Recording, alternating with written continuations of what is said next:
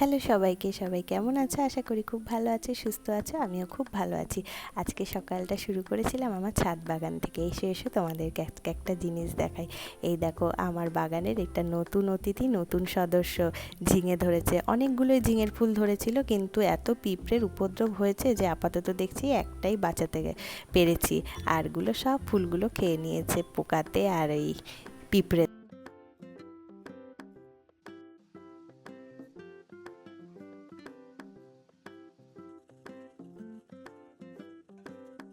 করে নিচ্ছি, সকালবেলা একটু চা খাবো। আর মুখ টুক ধোয়া হয়ে গেছে, চাটাও বসিয়ে দিয়েছি। বসবাবুকে তো সকালবেলা স্টেশনে ছেড়ে এসেছি। সকাল সকাল আমার এক প্রকোষ্ঠ রান্নাও কমপ্লিট হয়ে গেছে। আর আজকে একটু ঘর দোরগুলো গোছগাছ করছি। কদিন খুব শরীর খারাপ ছিল, আমার সারা গায়ে অ্যালার্জি, তাই কোনো রকম কোনো মানে ধুলো ময়লার কাজ আমি কদিন করতে পারিনি। তো আজকের থেকে সব কিছু শুরু করেছি। বারণ করেছে ডাক্তার অন্তত 7 দিন কিছু করতে না, কিন্তু কিচ্ছু করার নেই। ঘর দরজা পরিষ্কার না করলে ভালো লাগে না। আর এদিকে আজকে মাছওয়ালা দাদু এসেছিলো, তার কাছ থেকে একটু মাছও নিয়ে নিয়েছে। আজকে মঙ্গলবার, মাছটা করব না, মাছটা কালকে সকালবেলা অফিসের জন্য করে দেবো বলে ভালো করে ধুয়ে টুয়ে ফ্রিজে রেখে দিচ্ছি। সকাল সকাল স্নানের আগে মাছটা ধোয়া হয়ে গেলে না ভালো লাগে। তারপরে চলে এসেছি এই যে ঘর দোরগুলো গুছিয়ে নিতে। কদিন কিচ্ছু করতে পারছিলাম না জানো তো। আর তার মধ্যে তো এই মেঘ, এই বৃষ্টি করতে করতে জামা কাপড়গুলো ঠিক মতো রোদ্দুরে শুকোচ্ছিলও না। অনেক কষ্টে কালকে দেখলাম সব কিছু শুকিয়েছে, তাই সকাল সকাল আজকে ওইগুলোকে নিয়ে গোছগাছ করতে শুরু করে দিয়েছি। এই ড্রেসিং টেবিলটা আজ 2-3 দিন পর তারপরে মুছছি। কিছুই মোছামুছি করতে পারছিলাম না, কারণ ডাক্তার বারবার করে বারণ করেছিল কাচা ধোয়া করা যাবে না, কোনো ধুলো ময়লার কাজ করা যাবে না, ওগুলো গায়ে লাগলে পরেই অ্যালার্জি কিন্তু আরও বেড়ে যাবে। তাই কিছুই করিনি, কিন্তু আজকে না করে আর পারলাম না, কিছু করার নেই। এরকম নোংরার মধ্যে থাকতে একটু ভালো লাগে না। এবার ঘরগুলোকে পরিপাটি করে নিয়ে যাব স্নানে। আজ অনেক দিন পরে তোমাদের সাথে লং একটা ভিডিও শেয়ার করছি। তোমরা এর আগেও আমার লং ভিডিওগুলোতে অনেক ভালোবাসা দিয়েছো, আশা করি এবারও পাশে থাকবে। আর তোমাদের সবাইকে জানাই শুভ সকালের অনেক অনেক শুভেচ্ছা। আমার ব্যালকনি থেকে দেখো আজকে আকাশটা কত সুন্দর লাগছে, তাই না?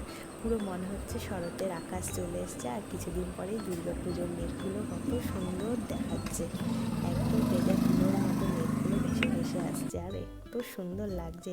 আর তোমাদের সাথে দেখো কথা বলতে বলতে এদিকে আমার মেশিনের কাঁচা ধোয়াও হয়ে গেছে। এবার এগুলোকে গিয়ে মেলে দিয়ে আসবো। বেশ অনেকগুলো আজকে কিন্তু জামা কাপড় হয়েছে। আজকে জানলা দরজার পর্দা সমস্ত কেচে দিয়েছিলাম, সব জামা কাপড় মেলাও হয়ে গেছে। এবার চলে গেলাম স্নানে। স্নান টান করে এসেই আবার রান্নার জোগাড়ে বসতে হবে।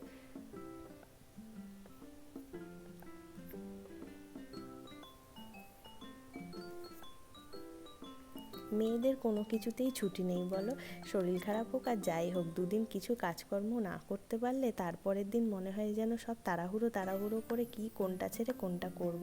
আর আজকে করব পনির, তাই সকাল সকাল দেখো ছেলে বাজার থেকে আমাকে একটু পনির নিয়ে এসে দিয়েছে। ওর আবার পনির তরকারিটা খুব ভালো লাগে, নিরামিষের দিনে পনির হবে এইটাই আমাদের স্বাভাবিক, কারণ ছেলে পনিরটা ভালো খায় আর আমরাও ভালো খাই, মিথ্যে কথা বলবো না, আমরা সবাই পনিরটা ভালো খাই। আর তার সাথে সকালবেলা আলু পটলের তরকারি হয়ে গেছিলো, ডাল হয়ে গেছে। এখন করতে চলে এসেছি রুটি আর তরকারি করব। দেখি কি করি, আটাটা তো আগে মেখে নিই। আর এইদিকে দেখো আমি রোজমেরি ওয়াটারটা করে রাখছি।